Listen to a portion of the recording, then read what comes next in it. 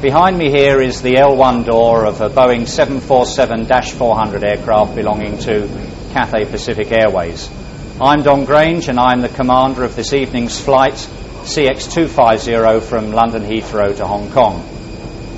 I've already been down to Flight Dispatch and collected all the documentation that I need for this evening's flight to Hong Kong, and I've also been outside the aircraft and had a walk around to check that everything is in order and the aircraft is serviceable.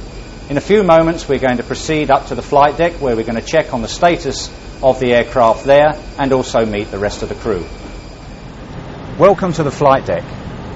We've now been here for some 30 minutes and unfortunately the aeroplane was late onto the bay and we haven't had the time that we would have preferred for preparation to get the film equipment into position. My first officer Tim and myself have been very busy whilst the sound equipment and the camera equipment has been set up, and we've got ourselves into a position now where we're actually ready for the departure. The last few passengers are coming on board, and in a few moments we expect the L1 door to be closed and we'll be starting our engines, pushing back and getting underway. The heart of the Dash 400 is in this area here.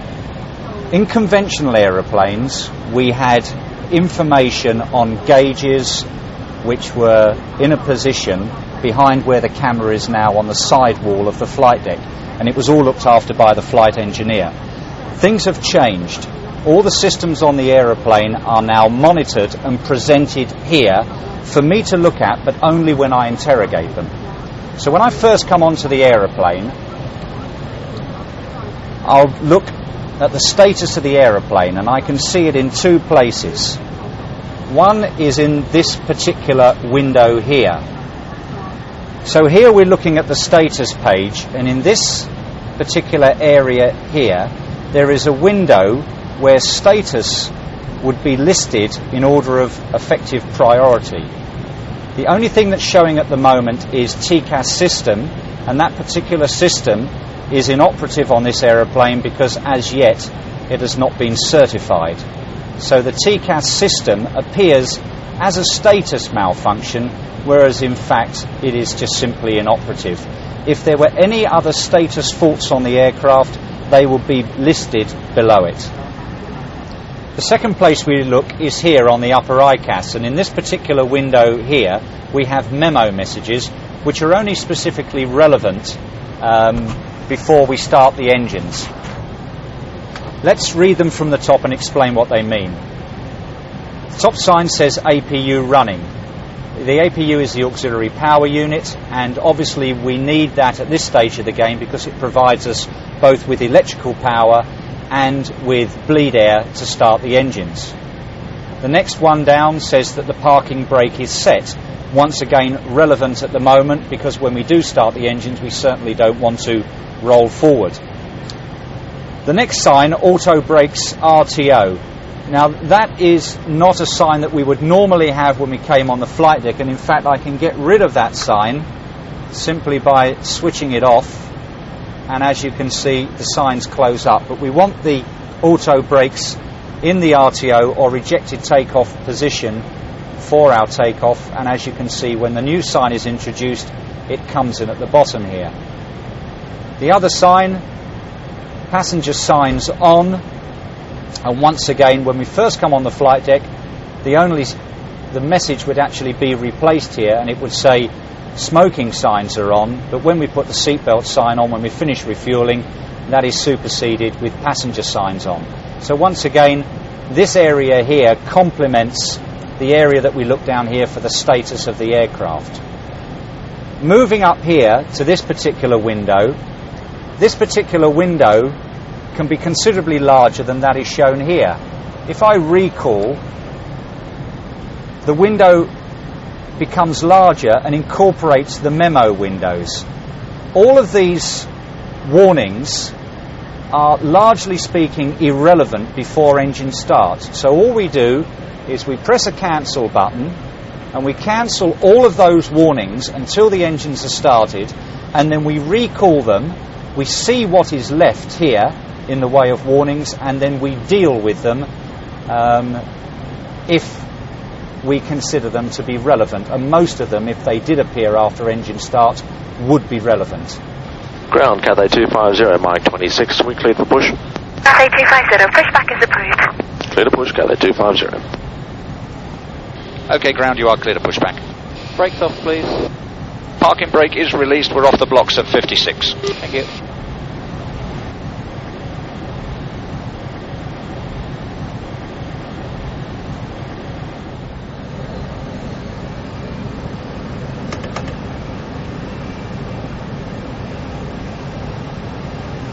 Give me clearance when I can start the rest.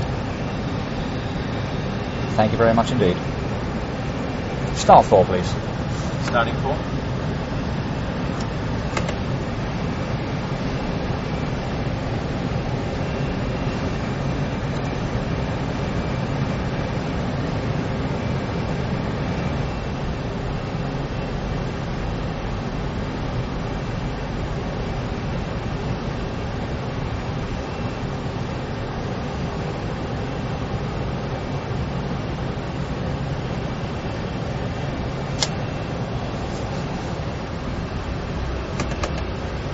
Start 2, please. Start 2.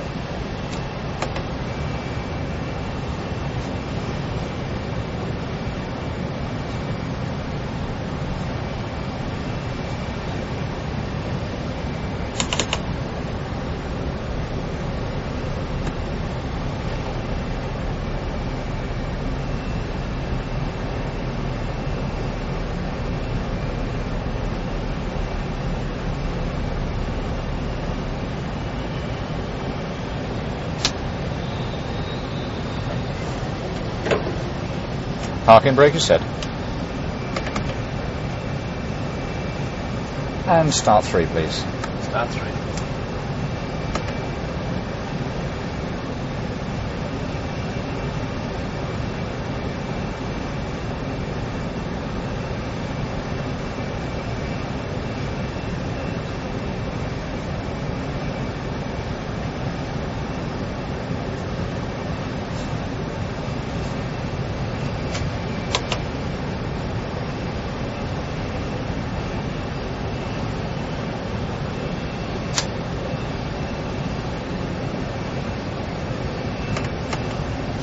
Stabilised. Good, that's great. 50, Gate there. Okay, fine. Clear on the right? Clear right.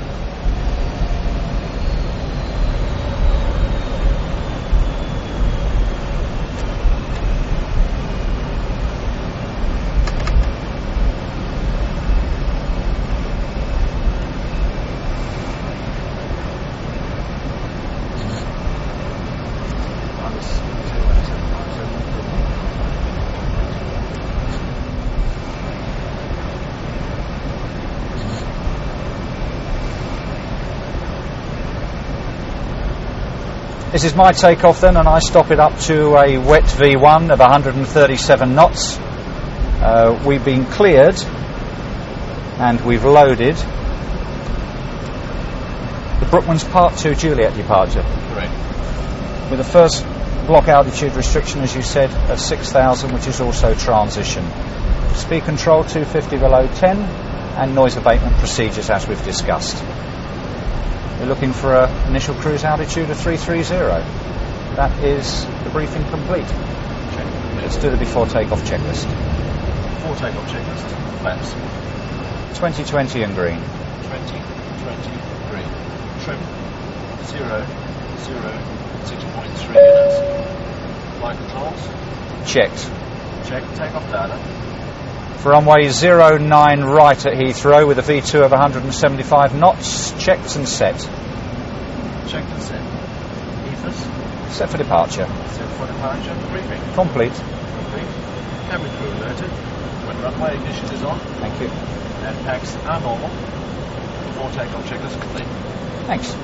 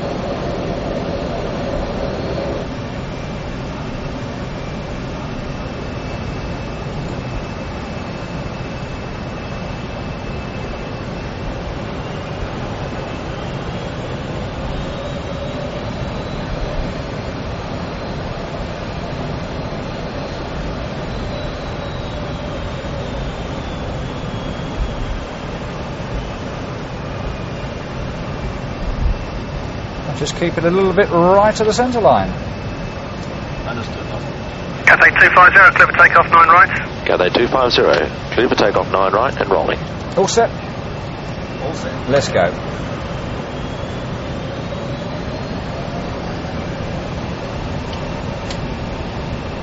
Max thrust.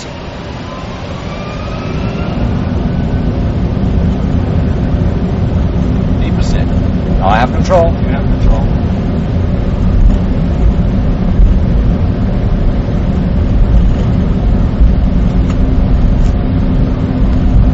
Check.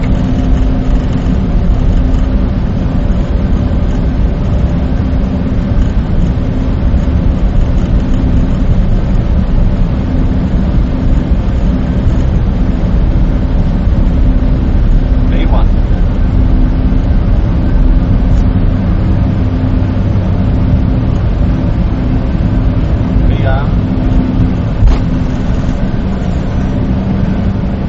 B2. Gear up. Positive brake. Gear up. LNAV. Check.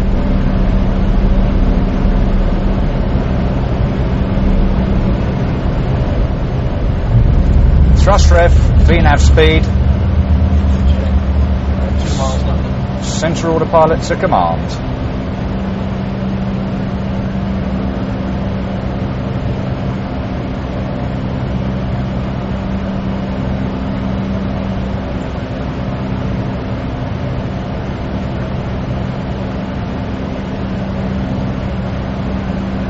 Turn just about on the marker. Cathay 250, airborne 15, call London 1258, bye-bye. 125.8, Cathay 250, bye-bye. Sorry, London, last comment.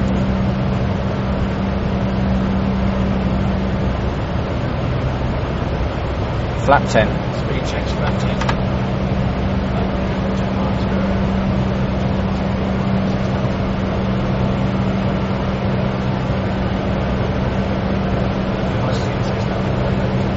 That's copied.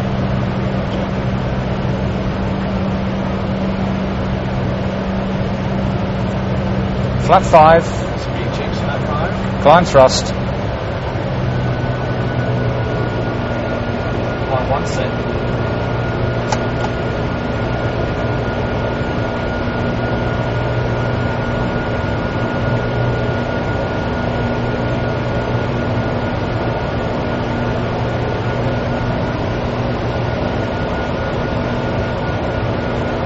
Flat 1. Speed checks on that one.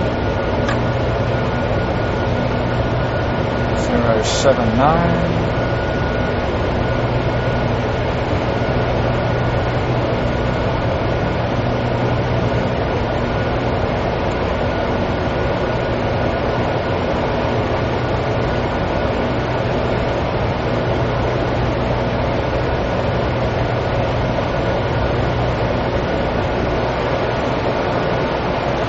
Speed intervene.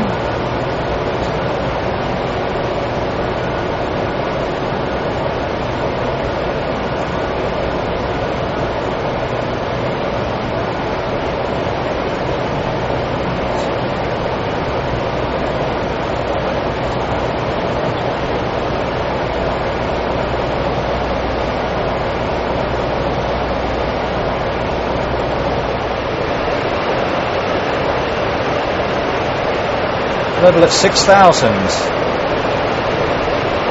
Cathay 250, climb man flight level 130. Re-cleared flight level 130, Cathay 250. Cleared 130. Thrust and VNAV speed.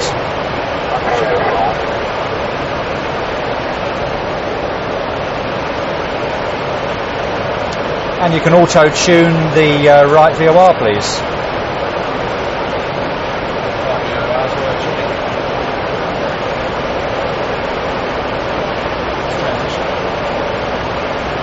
Standard is set.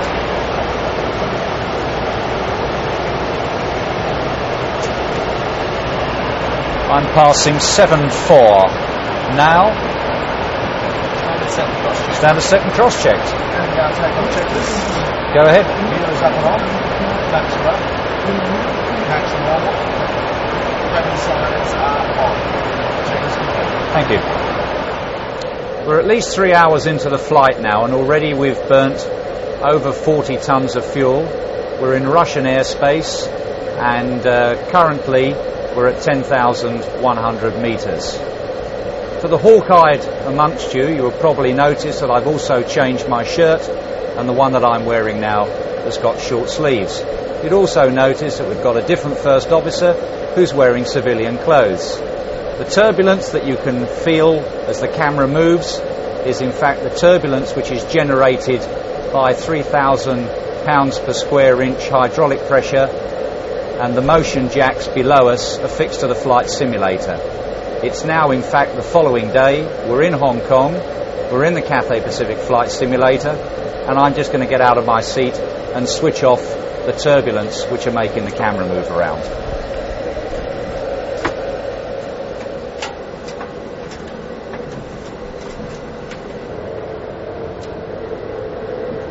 The simulator is just simply a computer, and it's operated by these two touch screens here and the array of buttons I have. I have the ability to position the simulator anywhere in the world, so what I'm going to do now is I'm going to put it back on the ground at Heathrow, where we started this video, and I'm going to explain to you the engine start, and we're going to do another takeoff from runway 09 right, but this time in the simulator, with me explaining to you precisely what we did, why we did it, and how the aeroplane was performing. We're now going to demonstrate an engine start. During the engine start, the crew are only interested really in monitoring the engine instrumentation. We've already showed you the ICAS. ICAS stands for Engine Indicating and Crew Alerting System. So during the engine start, we're going to be looking at the engine indicating part.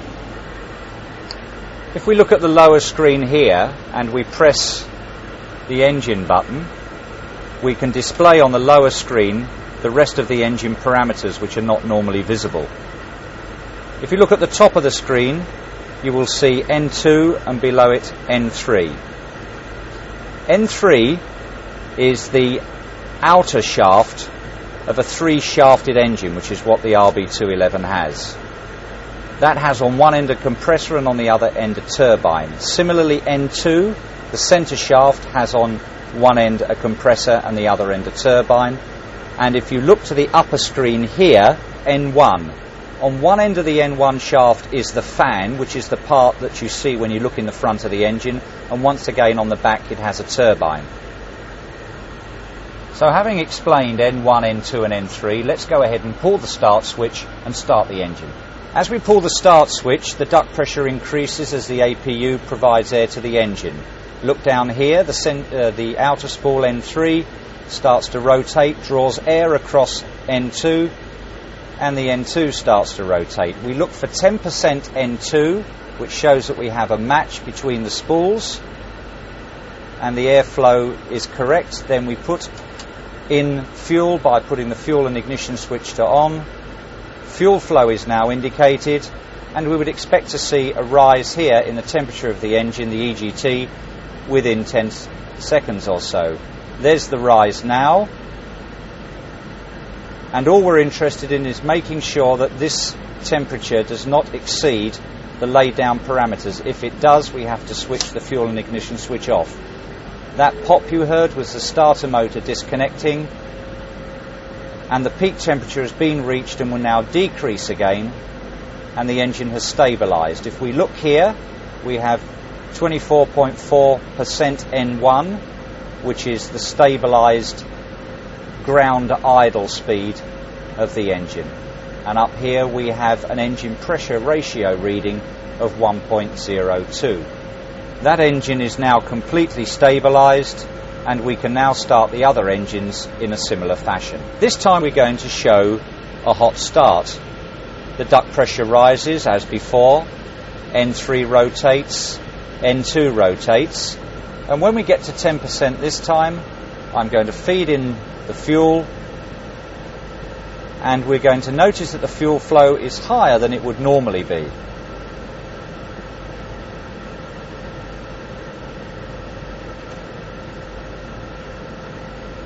After the preset time period, the EGT starts to increase, but this time very rapidly. And normally I would switch off the fuel control switch here, but I'll let it go right up into the red band, and you can see how it's indicated.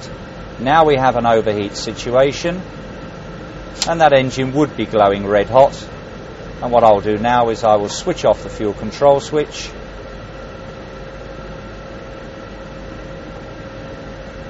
and if we weren't in the simulator, I would just effectively have ruined several £1,000,000 worth of engine. Notice the telltale red box around the EGT here, indicating that there has been an overheat on that particular engine. So here we are positioned on runway 09 right at Heathrow, and we'll demonstrate a normal takeoff. We advance the thrust levers just enough to allow the engines to stabilise. As they stabilise, we press the toga switch, which stands for takeoff and go around, and the thrust levers automatically advance to give us the same thrust indication here as is written in green above them, the demanded engine pressure ratio. As the speed increases, the pilot keeps it straight by using his feet on the rudder pedals, which activate the rudder fine steering on the nose wheel. And normally the captain would have his hand here until we call V1 speed. Before V1 he can close the throttles and abandon the takeoff, but as he reaches V1 he moves his hands clear, because from now on he's going to get the aircraft airborne. As he reaches rotate speed, he pulls the control column back and the aircraft lifts clear of the ground. As soon as it's clear of the ground, he asks for the gear to be retracted. We select the gear up. The gear indication here shows when the gear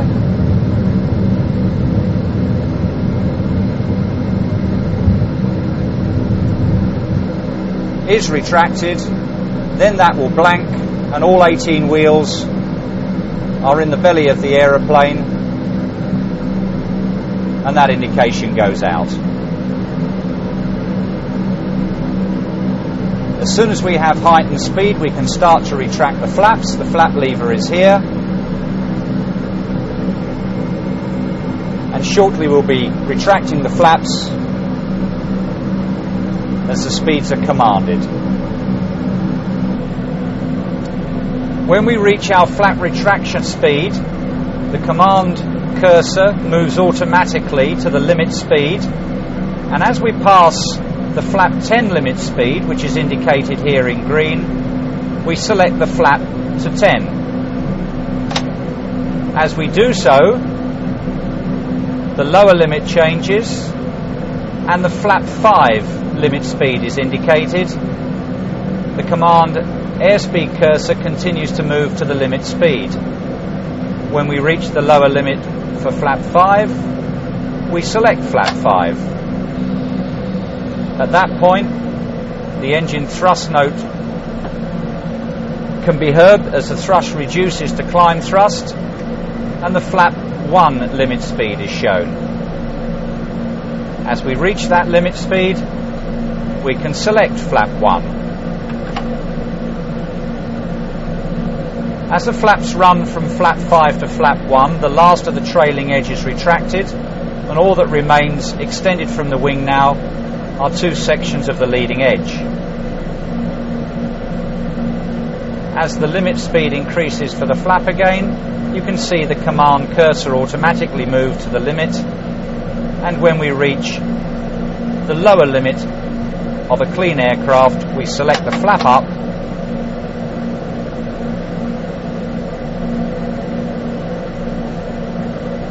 and the upper airspeed limit of the flaps increases again and is completely out of the picture.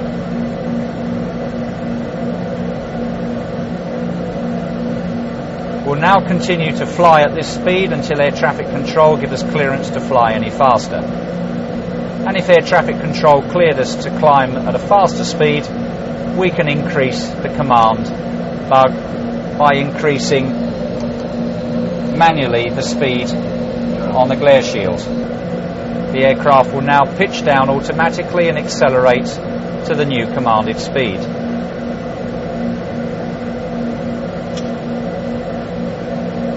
To finish off on the primary flight display, let's have a look at the modes at the top and the way that the altitude works.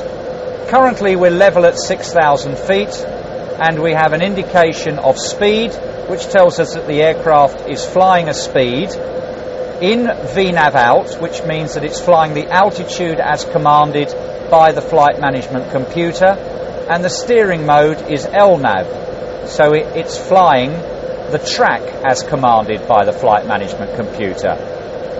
If we were now to command it to climb to 8,000 feet, we would notice here that the commanded altitude would increase to 8,000 feet,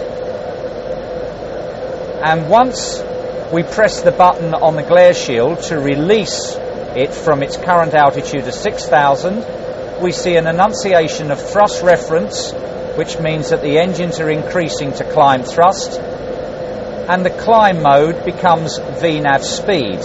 It's still flying the speed, but it's no longer locked to an altitude. The command in the center, it's still flying the LNAV track, so the FMC is still commanding the direction in which it's going. If we were to now select heading on the glare shield, this mode annunciation would change to heading select, and the aircraft would turn, as you see it banking here, to the commanded heading. As the aircraft reaches 8,000 feet, VNAV speed changes to VNAV out to tell us that it's capturing the altitude, and speed is once again enunciated on the left-hand side. Heading select is still our steering mode, and as we approach the commanded heading, the aircraft will roll its wings level and continue to fly that heading until we tell it to do something different. Now we're going to look at the nav display. If we look at the nav display here, it's quite clear that ahead of us we have an enormous storm. I've programmed this storm in the simulator, and the worst areas of rain and turbulence are the areas indicated by the red and the yellow. Clearly it would be hazardous to fly through this storm if it were there in real life, and the pilot would get clearance from air traffic control.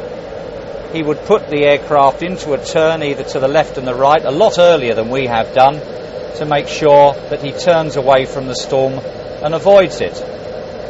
As we start the turn to the right, we can see the numbers increasing here on the compass rose at the top, and the commanded heading is at 124 degrees, and the aircraft will turn on to 124 degrees to avoid the worst part of the storm.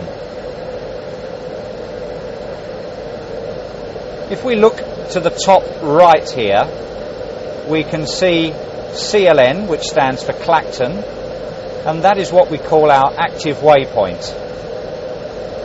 Since we can no longer fly to Clacton, you'll notice here that the distance to Clacton will shortly start to increase as we fly away from it. The time indicated above it is the time that we'll be overhead, and that information is generated from the flight management computer. This information down here, which also says CLN and stands for Clacton, is where the VOR information is indicated.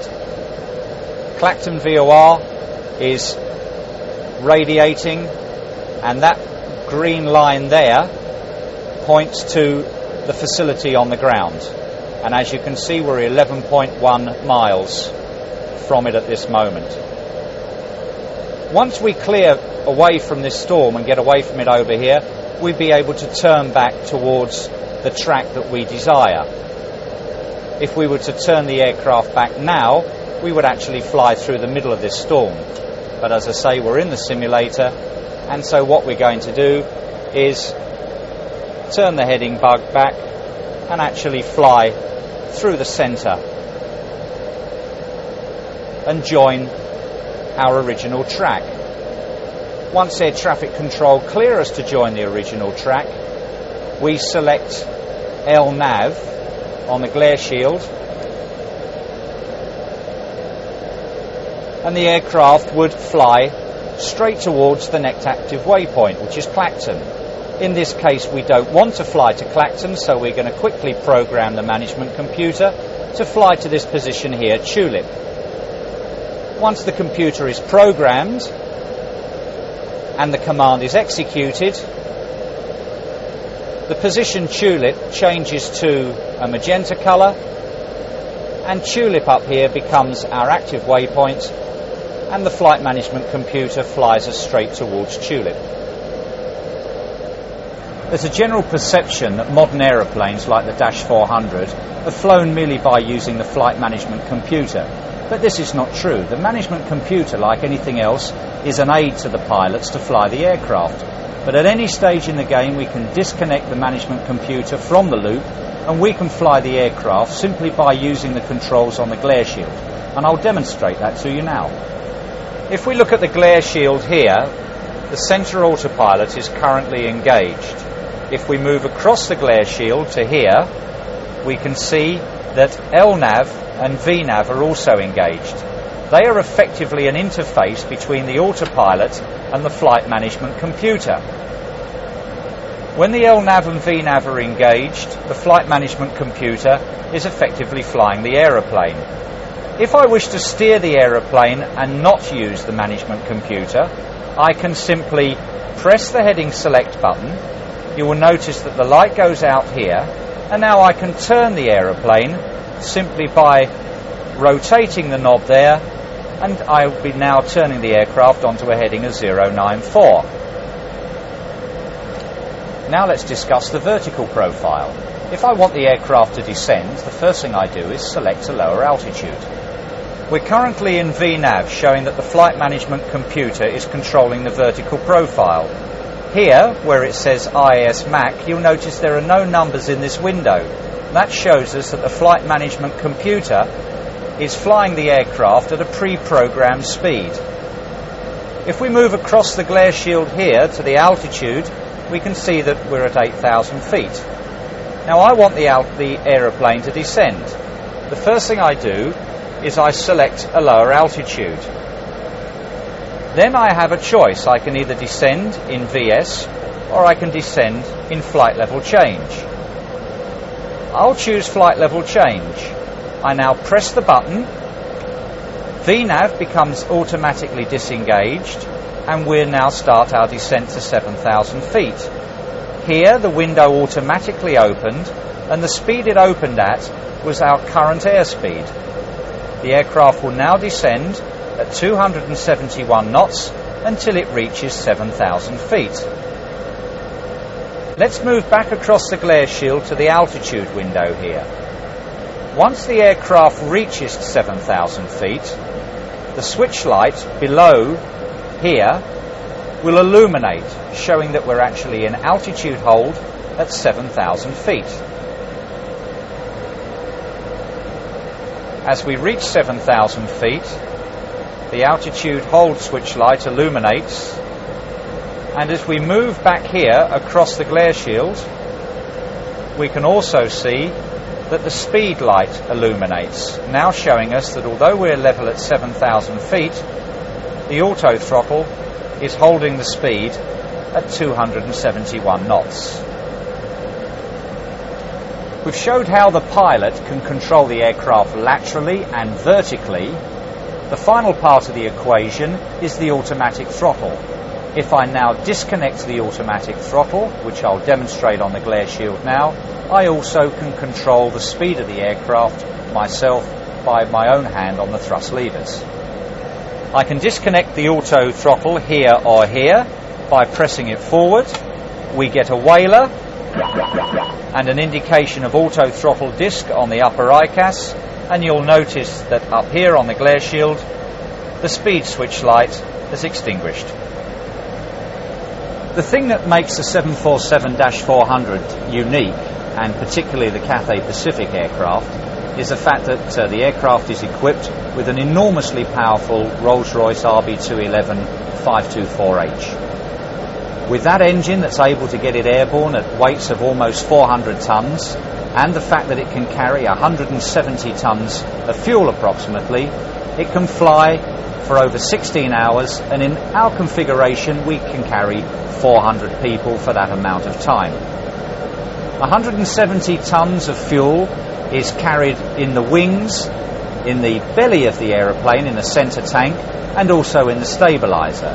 And now we're going to show you on the synoptic, on the lower ICAS, the fuel configuration when we fill the aircraft up to maximum tankerage.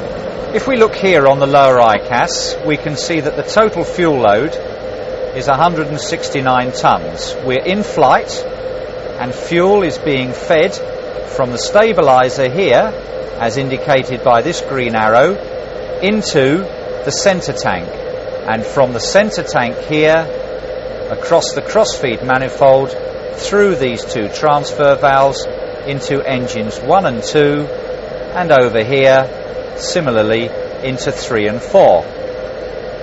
I'll now reduce the fuel load and I'll show you the fuel configuration and the fuel feed when we've used all the fuel from the stabiliser and the centre tank.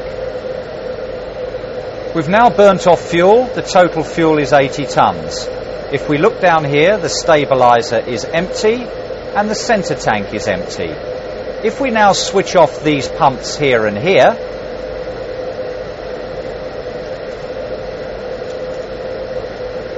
you'll notice that the synoptic indication changes, and if we look over here we see that the fuel appears to be feeding from these two pumps here on the main tank, number 3.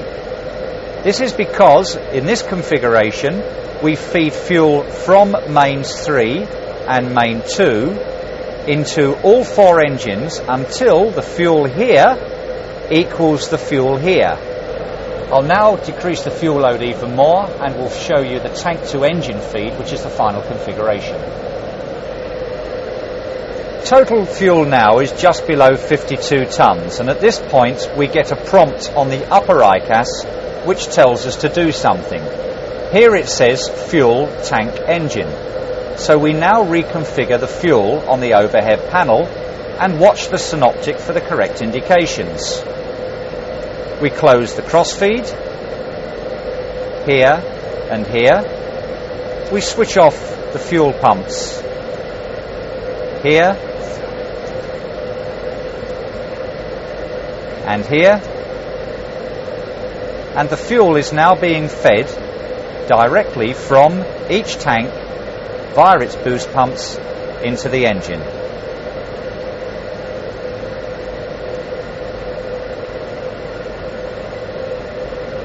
We remain in this configuration until such time as we land. The most physically distinctive feature of the Dash 400 is its winglets. Winglets are clearly an aerodynamic device, but most people ask, how do they work? I'll give you a very brief and simplistic description of the reason why they fit winglets.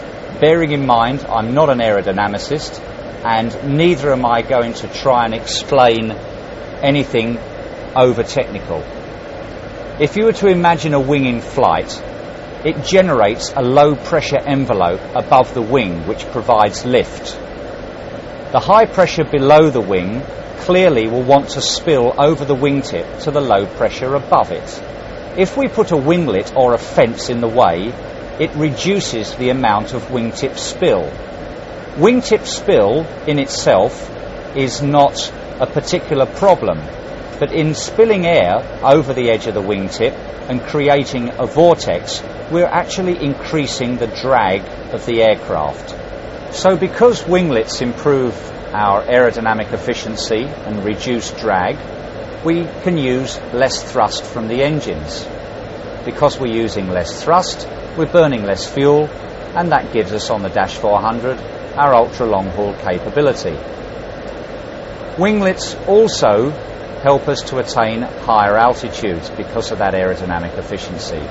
And what we're going to do now is we're going to have a look at the primary flight display and how it appears at high altitude. To clearly show the indications on the primary flight display for the camera, I'm going to move the display to the inner CRT.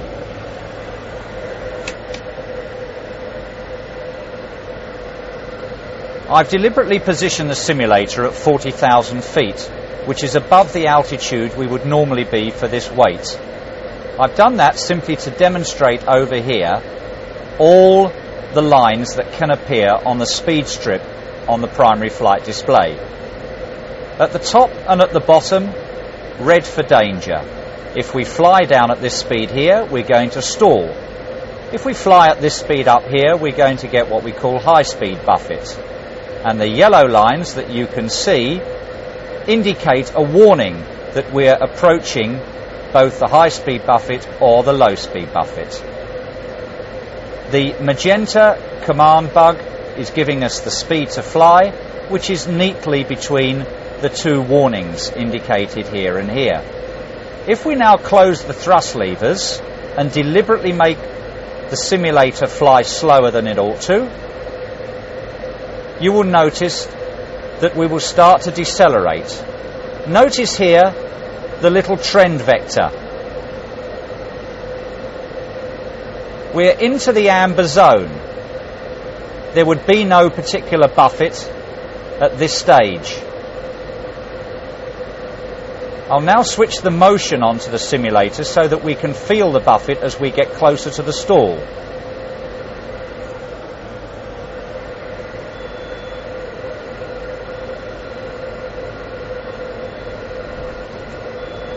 The motion is now on, and shortly you'll be able to detect buffet as the camera starts to move. We'll now increase the power on the thrust levers to maximum. We're approaching the stall here.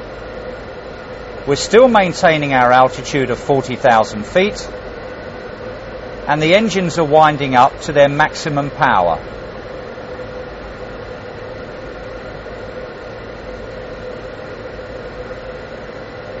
The engines are now at their maximum power and the speed decay has stopped.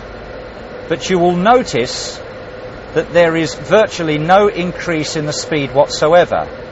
The aircraft now has its nose up at 5 degrees and it cannot accelerate back to the speed that it was before. The only way you can get an aeroplane out of this situation is to actually start a gentle descent, which is what we will do now.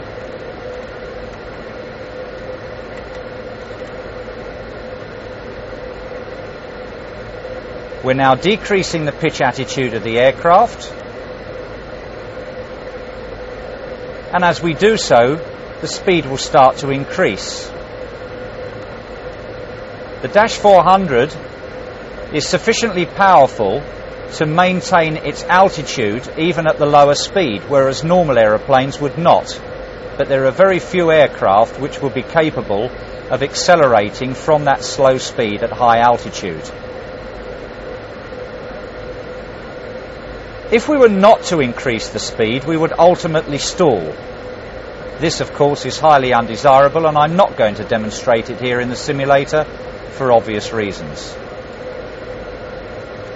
We will actually demonstrate a stall later on at lower altitude.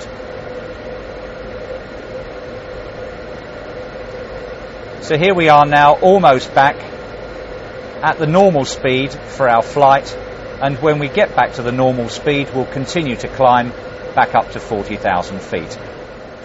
Here we are now at 8,000 feet, and I'm going to demonstrate a stall. As you can see, the speed is decreasing and we've got the thrust levers at idle. Here's the amber warning, and this is the speed at which we would normally be flying in a clean configuration. This, as I said, is the indication of the stall speed, and we're going to allow the aircraft to decelerate to that speed and then use the power of the RB211 engine to hold the altitude and power us out of the stall in the clean configuration. Shortly, you'll be able to detect buffet on the aircraft as the airflow starts to detach itself from the wings. Once we detect the buffet, we're going to increase the thrust and prevent the stall. The aircraft, as you can see, has now got its nose up at 10 degrees. Now you can feel the buffet. We'll give it max thrust, and we are going to attempt, that's the stick shaker. We've reduced the trend, we're now accelerating. We've maintained 8,000 feet, and as you can see by the trend vector, the engines have powered us clean out of the stick shaker and are bringing us back to our normal speed. That, in the simulator, is a clear demonstration of the power of the engines of this aircraft. It's a matter of history that 2 decades ago, if a large aeroplane flew from Europe to Southeast Asia, you'd have 5 crew members on a flight deck, the captain and the co-pilot, we still have today, the flight engineer, who'd be in this seat here with an array of gauges behind him monitoring the aircraft systems, a navigator and a signaller. We did away with the signaller back in the 50s and 60s, and in the late 60s and early 70s the navigator was replaced by the inertial navigation system, which we still use today to a large extent. When they introduced the Dash 400, they took away all the gauges that monitored the aircraft systems, and they did away with the flight engineer. They gave his job to the 2 pilots up front, and all the gauges and system monitoring equipment that used to be behind me here, where we now have a library, has been moved, or the switches have simply been moved to the overhead panel here. If we start here in the top left hand corner, we can see we've got engine electronic control switches. Below them, the inertial nav. Below that, battery switches and the APU start switch. Below that, we have electrical. Below that, hydraulic controls. Coming back up to the top here, you can see we have the engine fire switches.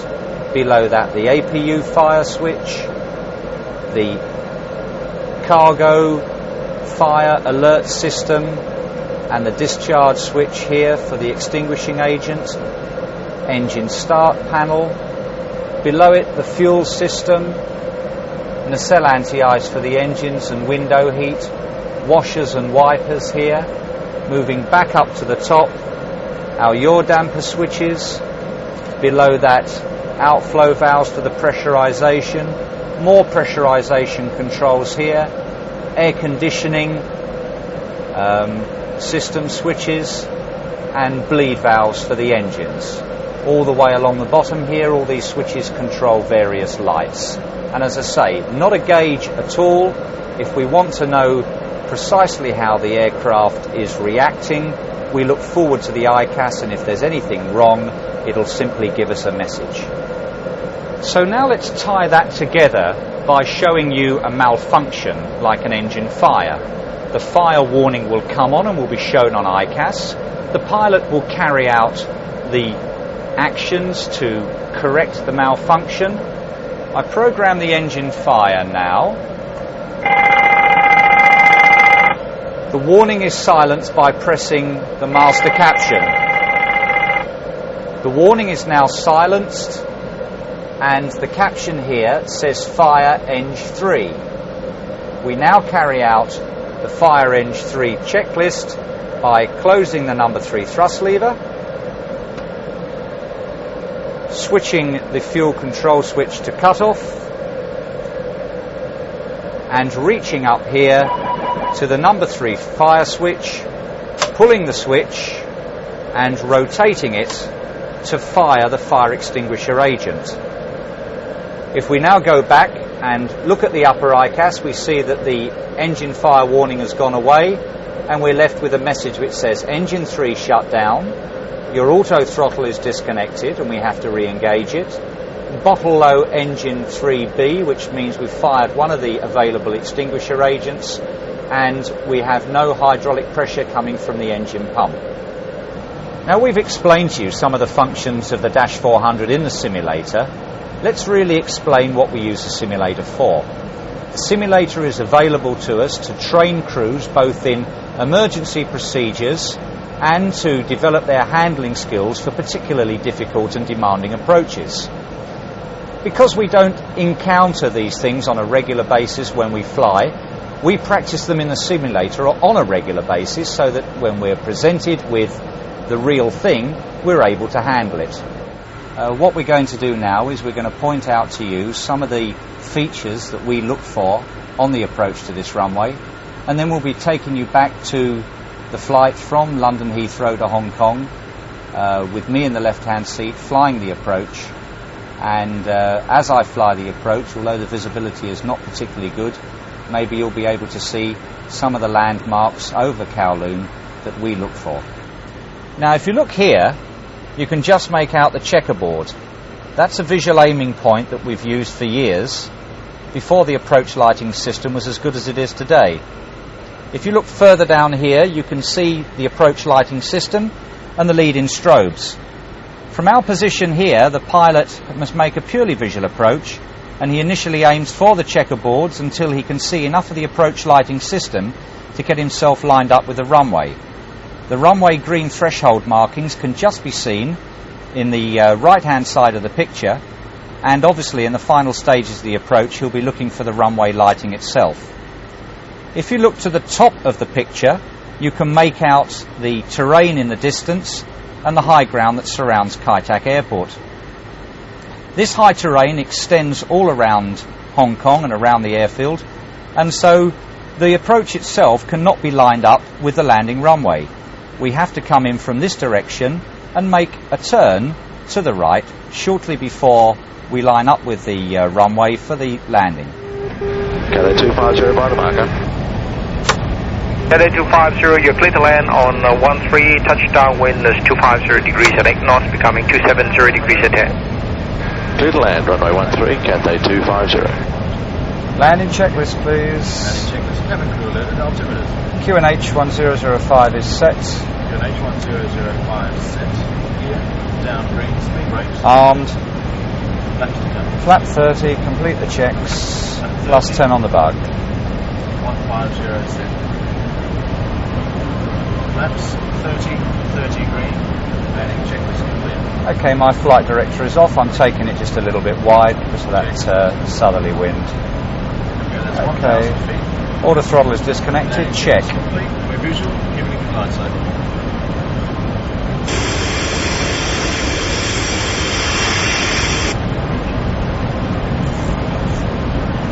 Wind is calm up here. 1351 heading.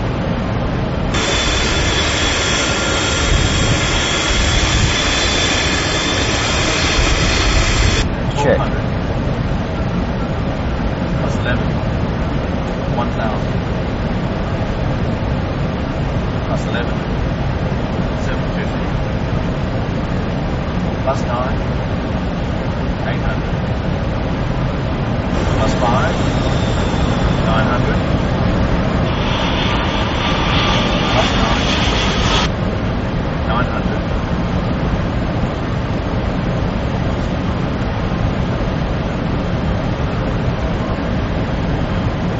$60.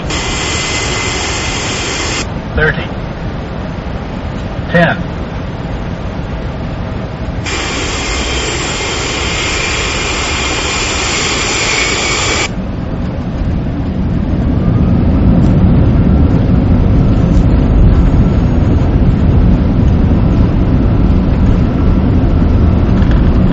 Order brake 3. 80 knots. 70. 60 knots. Manual braking.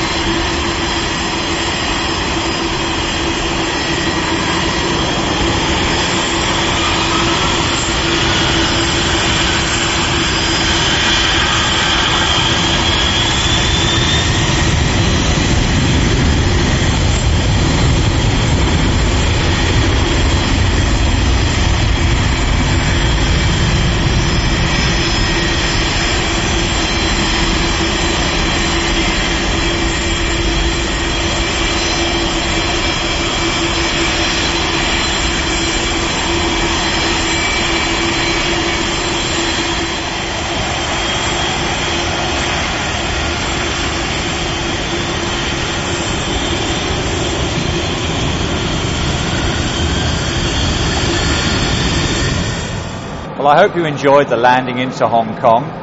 Behind me here, the flight simulator is working again. We've only been out a few minutes, but it's a multi-million-dollar piece of equipment and we have to keep it running 24 hours a day. I'd like to thank all the crew members who have helped me during the making of this program, and all of us would like to thank Cathay Pacific Airways and their assistance in allowing us to use the flight simulator and show you, the viewer, some of the things that we as airline crews have to train for and have to understand in our job. There's nothing more for me to say now, except I sincerely hope you've enjoyed the program that we've made, and thank you for watching.